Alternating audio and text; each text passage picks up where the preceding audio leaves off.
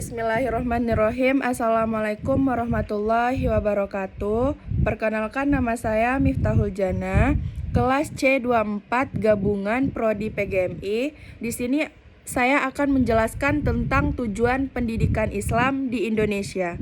Nah, terlebih dahulu kita akan menjelaskan definisi.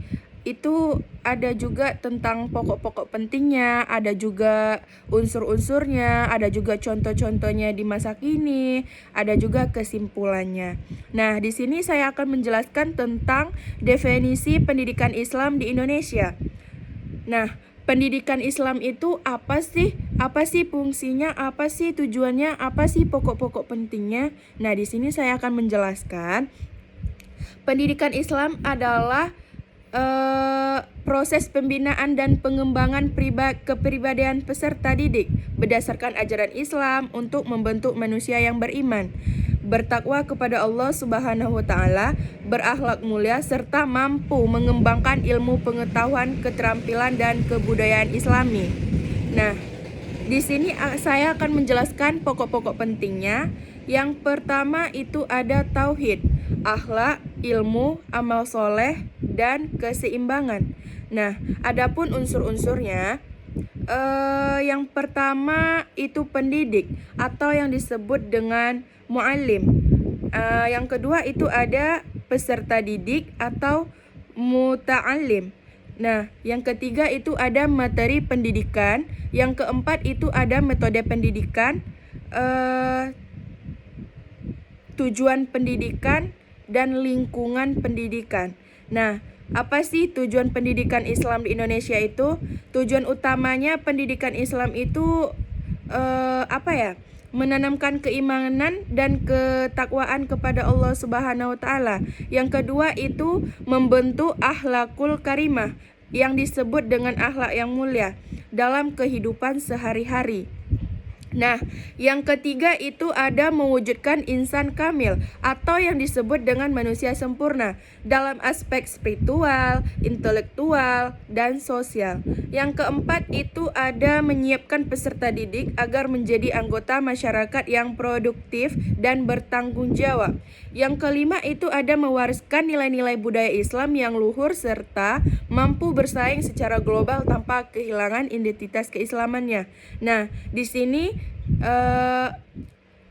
saya jelaskan apa sih contoh-contoh di masa sekarang. Nah, tentu sesuai dengan definisi pokok, unsur, dan tujuannya. Nah, di sini ada contoh dalam lembaga pendidikan formal. Yang pertama itu madrasah atau yang disebut dengan MI, MTS, dan MA. Madrasah adalah sekolah formal yang mengintegrasikan kurikulum umum dengan pendidikan agama Islam. Contohnya nih, siswa belajar matematika dan IPA sekaligus belajar tafsir Al-Quran, fikih, dan akidah akhlak. Yang kedua itu ada contoh kegiatan rutin seperti sholat berjamaah, tadarus, pembiasaan adab Islam, muhadaroh gitu. Yang kedua ada itu sekolah umum berbasis dalam SBI, yaitu sekolah-sekolah seperti SDIT, SMPIT, dan SMAIT atau yang disebut dengan Islam terpadu. Menanamkan nilai-nilai Islam melalui pembelajaran dan budaya sekolah. Contohnya nih, guru membuka pelajaran dengan doa, pembelajaran dikaitkan dengan nilai-nilai Islami. Yang kedua itu ada mentoring keislaman dan program hafalan Al-Quran. Nah, kita juga tahu kan, sekolah kayak gitu banyak hafalan dan banyak mungkin hafalannya lagi dari pembelajaran yang kayak contoh yang di SMA itu kan pasti ada pasti ada bandingannya gitu. Nah, kedua itu ada contoh dalam lembaga non formal. Nah, di sini saya akan menjelaskan. Yang pertama itu pesantren modern dan tradisional. Pesantren seperti Gontor, Tebu Ireng, atau pesantren Salafiyah mendidik santri agar memahami ilmu-ilmu agama dan akhlak. Contohnya nih, santri menghafal Al-Quran belajar kitab kuning seperti hidup disiplin dan mandiri. Yang kedua itu pembiasaan sholat tahajud, puasa sunnah, dan khutbah Jumat. Itu bagi laki-laki ya, kalau khutbah itu. Nah, yang kedua itu ada Taman Pendidikan Al-Quran atau yang disebut dengan TPA. TPA ini menjadi tempat anak-anak belajar membaca Al-Quran, doa-doa harian, dan nilai-nilai akhlak. Contohnya nih, anak-anak belajar tajwid, hafalan surat pendek, serta pentingnya jujur dan hormat pada orang tua. Contohnya, kalau contoh dalam lingkungan informal atau keluarga dan masyarakat itu bisa kita lihat dari keluarga Islami. Nah, di situ orang tua mengajarkan anak sholat, doa-doa, dan hafalan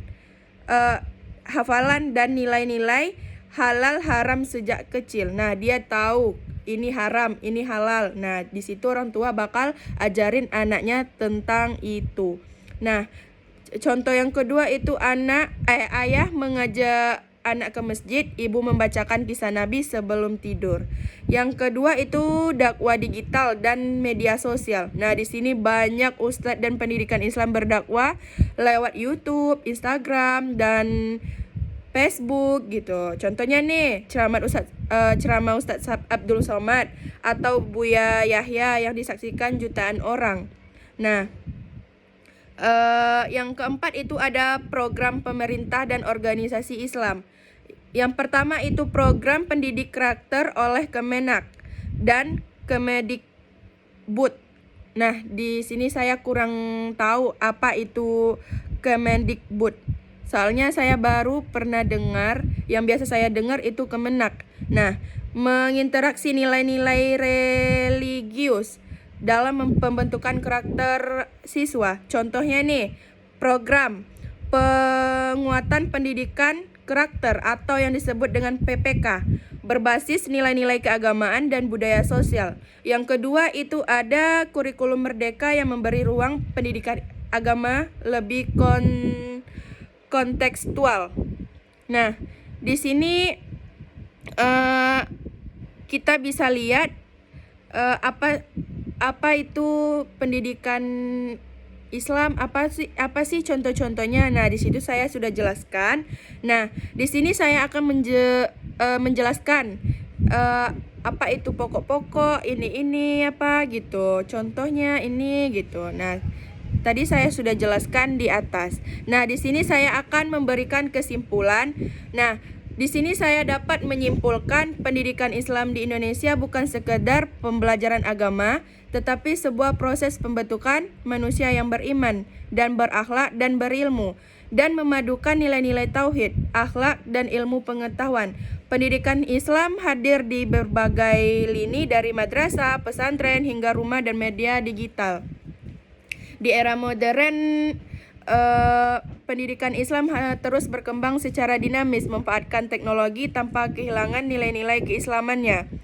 Inilah kekuatan pendidikan Islam di Indonesia, fleksibel, relevan, dan tetap berakar pada ajaran wahyu. Ia membentuk generasi yang tidak hanya cerdas secara intelektual, tetapi juga kuat secara spiritual dan sosial. Nah, hanya itu yang dapat saya sampaikan tentang apa itu pendidikan Islam, apa tujuannya, apa unsur-unsurnya, apa contoh-contohnya. Kalau ada kekurangan, saya minta maaf. Akhirul kalam. Assalamualaikum warahmatullahi wabarakatuh.